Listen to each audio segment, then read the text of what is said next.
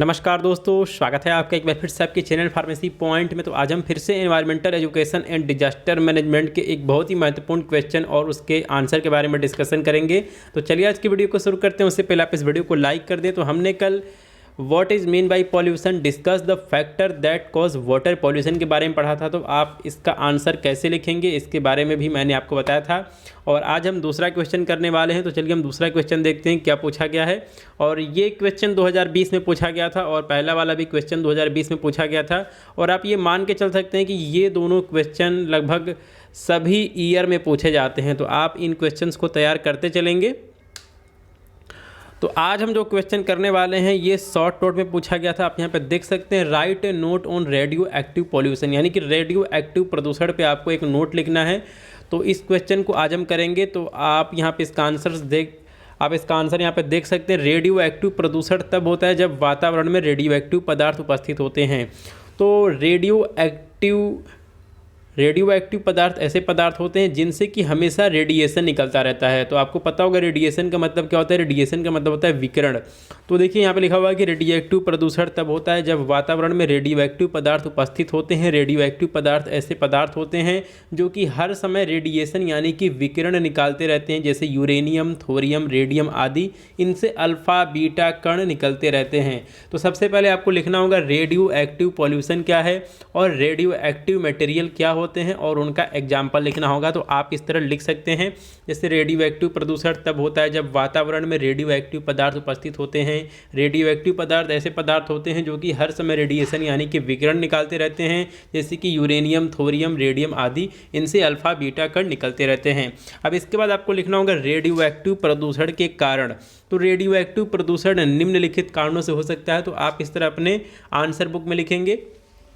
तो अब देखिए रेडियो एक्टिव पॉल्यूशन किन वजहों से होता है उसके बारे में हम यहाँ पर डिस्कशन कर लेते हैं। तो आप यहाँ पर देख सकते हैं पहली हेडिंग पड़ी हुई है रेडियो एक्टिव पदार्थ बनाने वाले कारखानों में। तो इस समय बहुत सारी ऐसे फैक्ट्री होती है, गवर्नमेंट फैक्ट्री होती है ज़्यादातर, जहाँ पे रेडियो एक्टिव मटेरियल पे रिसर्च किया जाता है या फिर उनसे कुछ बनाया जाता है। तो आप यहाँ पे देख सकते हैं कि रेडियो एक्टिव पदार्थों के कल कारखानों में यदि इनका सुरक्षित तरीके से स्टोरेज या फिर निस्तारण न किया जाए तो इनके विकिरण हवा में घुलकर वायु को प्रदूषित करते रहते हैं। इसके बाद दूसरी वजह है न्यूक्लियर हथियारों की वजह से। तो जो भी एटम्स बम्स होते हैं इस तरह के, ये सभी न्यूक्लियस वाले होते हैं। तो आप यहाँ पे देख सकते हैं इन हथियारों का प्रयोग से भी वातावरण में प्रदूषण हो जाता है, जैसे कि जापान के हिरोशिमा और नागासाकी शहरों में एटम्स बम गिरने के कारण हुआ था। उसके बाद तीसरे वजह की बात की जाए तो रेडियो एक्टिव वेस्ट को एक जगह से दूसरी जगह ले जाना। तो आप यहाँ पे देख सकते हैं कि रेडियो एक्टिव पदार्थों का यदि समुचित तरीके से निपटान नहीं किया जाए तो इन पदार्थों के रिसाव से भी पर्यावरण में बड़े पैमाने पर खतरा होता है। उसके बाद अगले वजह की बात की जाए तो यहाँ दिया गया है खुदाई या फिर माइनिंग।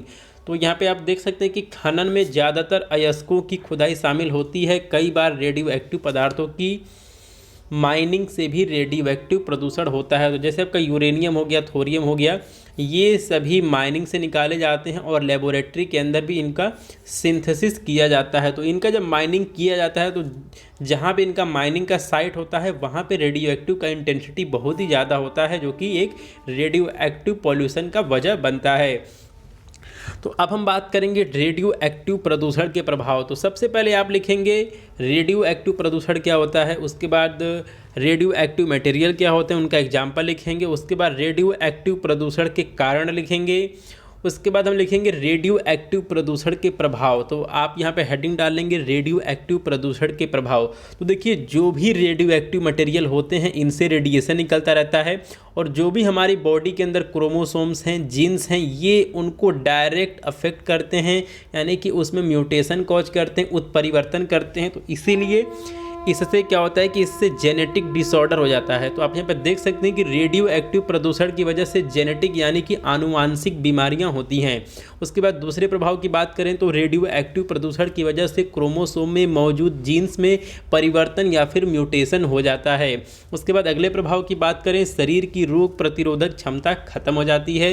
रेडियो एक्टिव प्रदूषण कैंसर जैसी गंभीर बीमारियों की वजह बनते हैं। इसके अलावा परमाणु बमों के विस्फोट से ओजोन परत को बहुत नुकसान नुकसान होता है। और अगले प्रभाव की बात करें तो आप यहाँ पे देख सकते हैं कि परमाणु विस्फोट होने पर सैकड़ों डिग्री का तापमान पैदा होता है, जो कि धातुओं यानी कि मेटल्स को भी पिघला देता है। और रेडियो एक्टिव पदार्थ की वजह से क्रोनिक डिजीज और तुरंत मृत्यु भी हो सकती है। तो ये सभी रेडियो एक्टिव प्रदूषण के प्रभाव हैं। और देखिए अब इसके बाद आपको हेडिंग डालना है रेडियो एक्टिव प्रदूषण नियंत्रण और उपाय। तो जो भी रेडियो एक्टिव प्रदूषण है उसको कैसे कंट्रोल किया जाए और उसके उपाय क्या हैं, तो आप यहाँ पे देख सकते हैं कि परमाणु रिएक्टर उद्योगों और प्रयोगशालाओं से रेडियो एक्टिव मटेरियल का रिसाव पूरी तरह से बंद होना चाहिए। उसके बाद दूसरे नंबर की बात करें तो रेडियो एक्टिव वेस्ट का निपटान पूरी सुरक्षा के साथ होना चाहिए। इसके अलावा परमाणु ऊर्जा संयंत्रों में दुर्घटना के खिलाफ सुरक्षा उपायों पर ध्यान दिया जाना चाहिए और युद्धों में परमाणु हथियारों के प्रयोग पर प्रतिबंध लगाना चाहिए। तो इस तरह आप इस क्वेश्चंस का आंसर बड़े डिटेल से बड़े आराम से लिख सकते हैं। आपको बस थोड़ा सा याद रखने की आवश्यकता होगी। तो अगर ये आपसे क्वेश्चन पूछा जाता है कि right A note on radio active pollution, तो आप यहाँ से लेके और लास्ट पेज तक आप यहाँ पे देख सकते हैं रेडियो एक्टिव प्रदूषण नियंत्रण और उपाय। तो आपको इतना मैटर लिखना पड़ेगा तब आपको अच्छा नंबर मिलेगा। तो दोस्तों आपको ये वीडियो कैसे लगी, आप इस वीडियो को लाइक करें, साथ में चैनल को सब्सक्राइब करें, बेल नोटिफिकेशन को ऑन रखें जिससे कि आने वाली सभी अपडेट्स आपको तुरंत मिल सके। तो आपका ये वीडियो देखने के लिए धन्यवाद। जय हिंद।